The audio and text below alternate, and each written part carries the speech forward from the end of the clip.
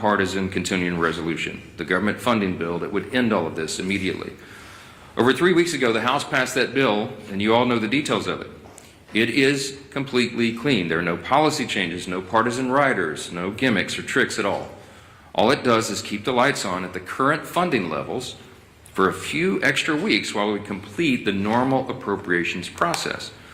Now compare that to the Democrats' counterproposal. They're demanding $1.5 trillion in new spending paid for by American taxpayers. And I want you to be specific. I want us to be specific. I want you to note what that counterproposal includes, because we've not yet gone into all the details of it, because it's large and very absurd.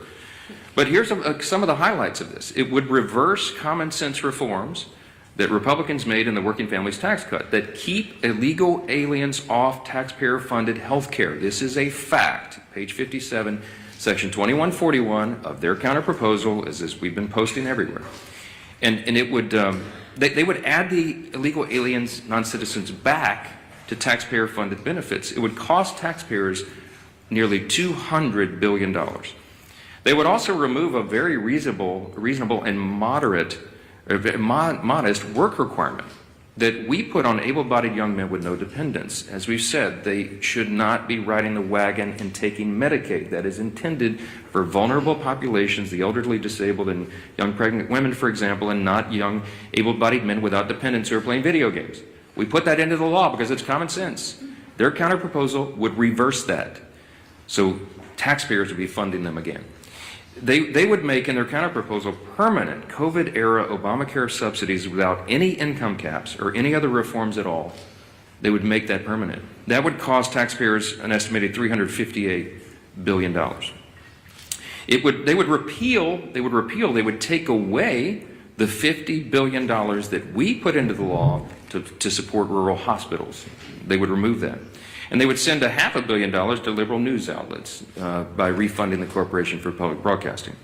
It would also restore up to $5 billion of American taxpayer funds for wasteful spending for international projects. Here's a couple of examples. This is in their legislation, their counterproposal on the CR to keep the lights open. This is what they want to do. They want to spend $24.6 million of your hard-earned dollars as a taxpayer for climate resilience in Honduras. They want to spend $13.4 million for civic engagement in Zimbabwe. They want to send $3.9 million for LGBTQI+ democracy grants in the Western Balkans. They want to spend $2.9 million of your dollars for desert locust risk reduction in the Horn of Africa. And $2 million for, quote, organizing for feminist democratic principles in Africa. We are not doing that. These are unserious proposals from unserious people, and they are playing games while real Americans are being harmed adversely by the shutdown. Yesterday, I read you an excerpt from President Obama's speech during the 2013 shutdown when he advocated for a clean CR to reopen the government and resume negotiations. It sounded very familiar. Democrats cheered him on back then, including Chuck Schumer.